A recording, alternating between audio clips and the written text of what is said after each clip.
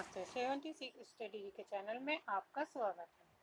आप सब, आशा करती हूँ आप सभी अच्छे होंगे, स्वस्थ होंगे और अपने पेपर की तैयारी कर रहे होंगे।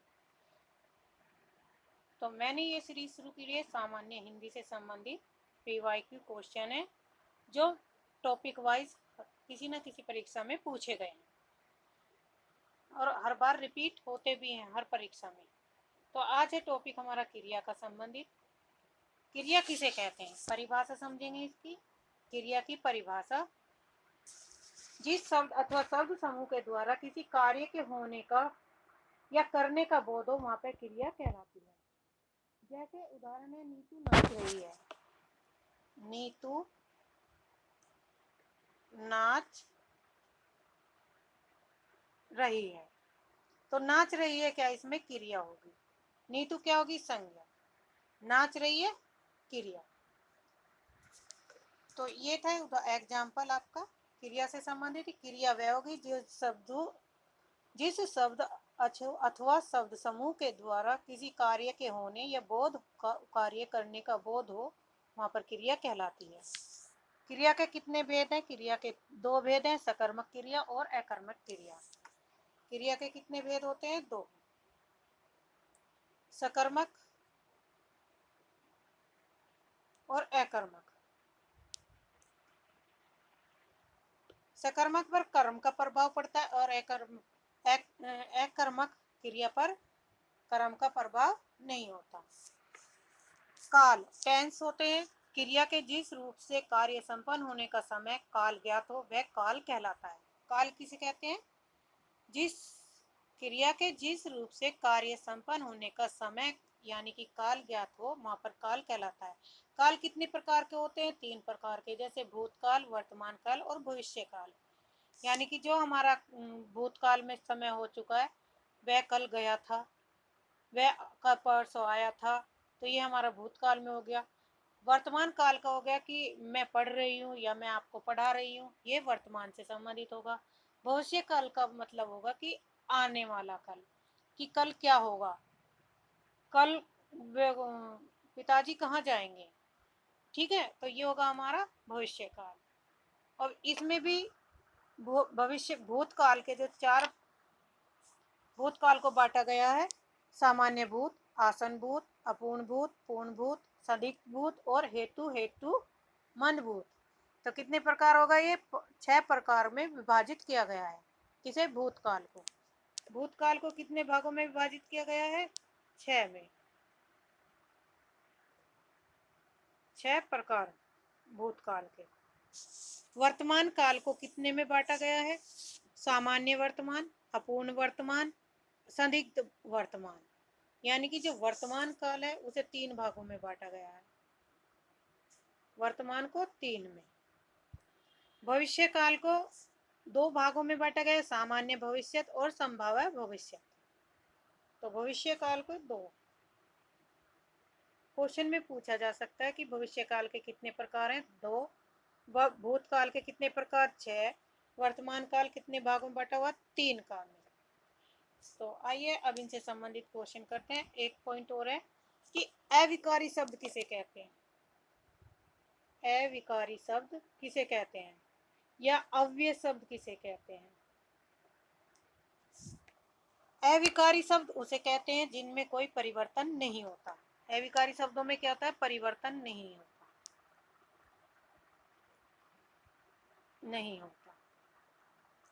ऐसे कौन से शब्द हैं, जैसे आज, कल, तेज, धीरे, अरे, ओ, किंतु, पर, ताकि आदि हमारे अव्यय शब्द होते हैं।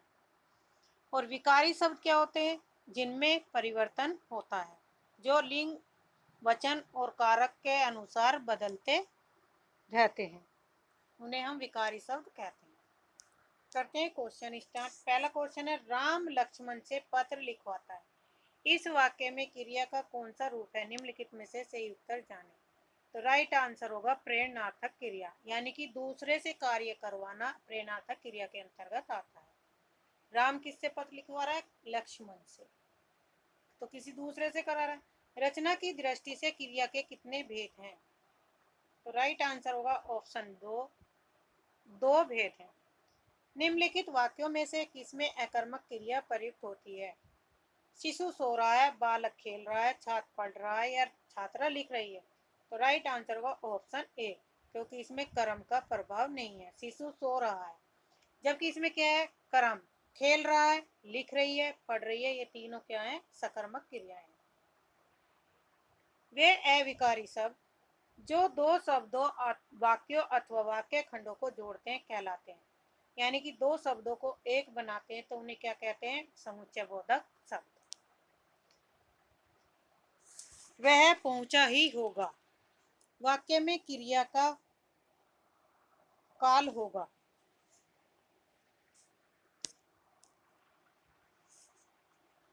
तो कौन सा काल होगा? वह पहुंचा ही होगा, वाक्य में क्रिया का काल होगा अभिभाषण भूत।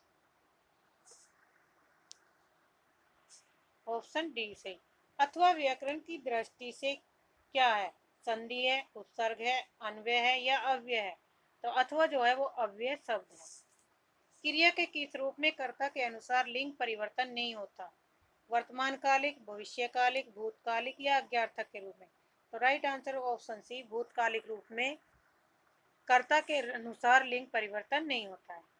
मरम वचन जब सीता बोला पंक्ति का प्रयोग हुआ किसमें? कर्मवाच्य, कथनीवाच्य, गलत वाक्य या भाववाच्य? तो राइट आंसर होगा कर्मवाच्य में।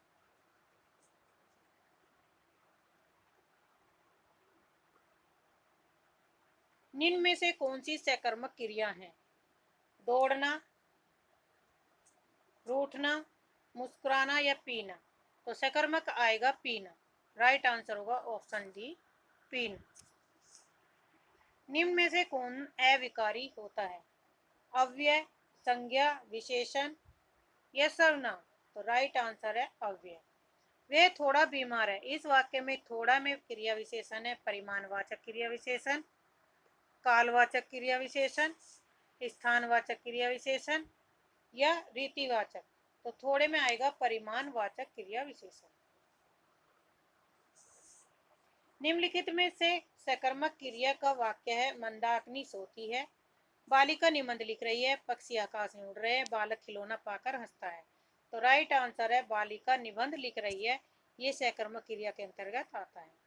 अधोलिखित किस वाक्य में अकर्मक क्रिया है?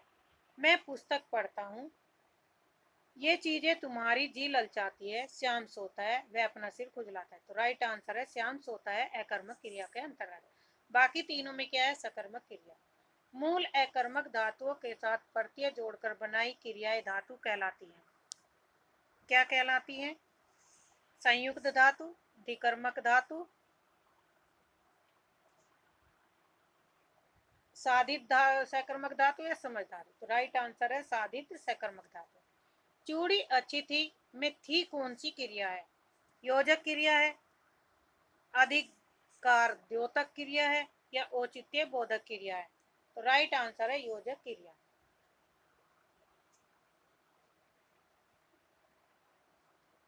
निम्नलिखित में से किस वाक्य में भविष्य काल है? मैं आपकी प्रतीक्षा करूंगा? तो राइट आंसर हमारा यही होगा, गा घी गे भविष्य काल की पहचान है। Option A. निम्नलिखित में वाक्यों में से किसमें प्रेरणार्थक क्रिया प्रयोग नहीं है? पिता उसे पढ़ाते हैं, राम नहीं पढ़ता, ये अध्यापक से पढ़वाते हैं, ये अध्यापक परिश्रम करते हैं? तो राइट आंसर है राम नहीं पढ़ता है। निम्नलिखित वाक्यों में किसमें प्रेरणार्थक क्रिया का प्रयोग नहीं हुआ? तो बी में नहीं हुआ। बाकी पिता उसे पढ़ाते हैं, पिता के द्वारा दूसरे को कार्य कराया जा रहा है, प्रेरणार्थक होगी। अध्यापक से पढ़वाते हैं, ये भी प्रेरणार्थक है। अध्यापक परिश्रम कराते हैं, ये भी प्रेरणार्थक है। इन तीनों में प्रेरणार्थक, जबकि बी में नहीं है। राम नहीं पढ़ता, उसकी मर्जी, वो नहीं पढ़ रहा, तो इसमें प्रेरणार्थक क्रिया का प्रयोग नहीं हुआ। अधोलिखित में से कौन सा युग्म विशेषण नहीं है?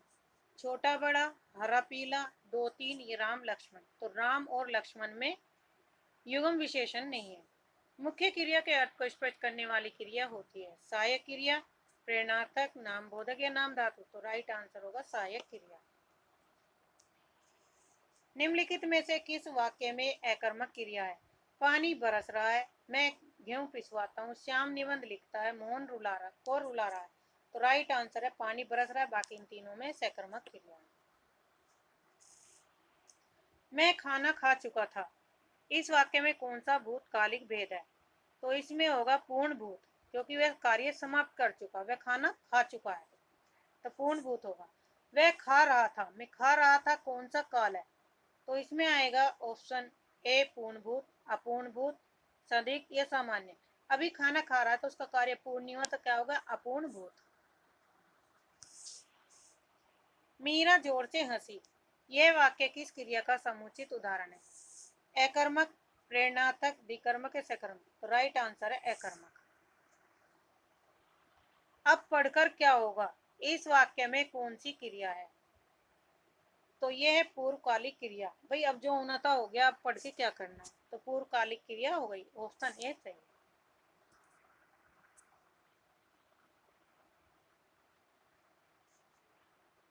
राम ने खाना खाया होगा में खाया होगा में कौन सी क्रिया है?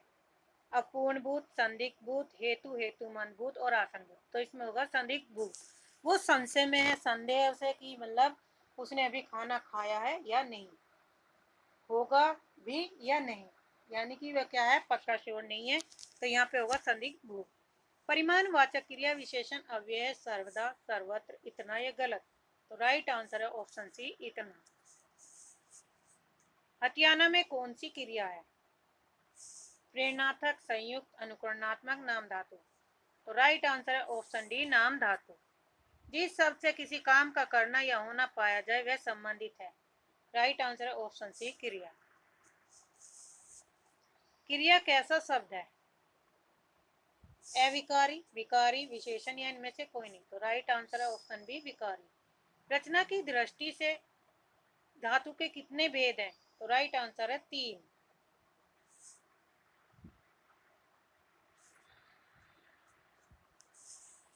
शब्द निर्माण की दृष्टि से धातु के कितने भेद होते हैं? ऑप्शन ए 2 भेद। यौगिक धातुओं की रचना के कितने प्रकार हैं? Option B 3। प्रयोग की दृष्टि से क्रिया के कितने भेद होते हैं? तो राइट आंसर 5।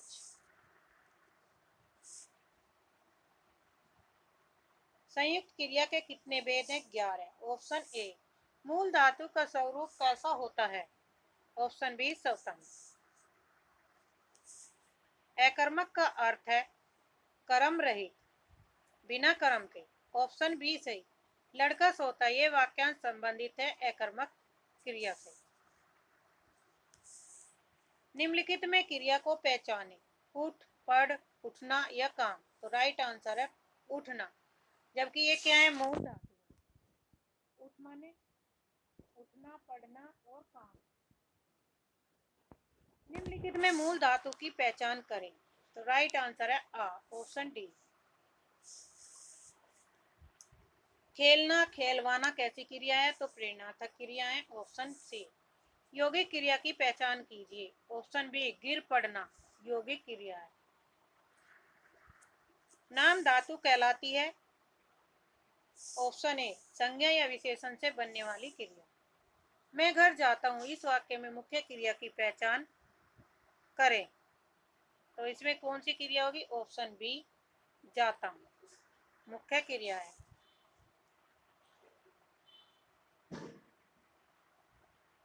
निम्नलिखित वाक्यों में सकर्मक क्रिया नहीं है। कौन से में नहीं है? तो डी ऑप्शन सकर्मक क्रिया नहीं बल्कि अकर्मक क्रिया है। बाकी तीनों में क्या है? सकर्मक। राम भोजन करके सो गया, इस वाक्य में कौन सी क्रिया निहित है? तो राइट आंसर है पूर्वकालिक क्रिया, वे खाना खाया और सो गया। वह जाने लगा, इस वाक्य में कौन सी क्रिया है? तो राइट आंसर है आरंभ बोधक। राधा को पीट दो, इस वाक्य में कौन सी क्रिया आएगी? तो राइट आंसर है अनुमति बोधक, ऑप्शन डी। मोहन नित्य मंदिर जाया करता है, इस वाक्य में कौन सी क्रिया है? अभ्यास बोधक। जहाँ क्रिया करने की इच्छा नहीं तो वह है इच्छा बोधक क्रिया, ऑप्शन बी। मुझसे खाया नहीं जाता, इस वाक्य में पहचान कीजिए। तो राइट आंसर है सी, भाववाच्य संख्या। आज के लिए इतना, धन्यवाद। चैनल को सब्सक्राइब करिए, लाइक करिए, शेयर करिए।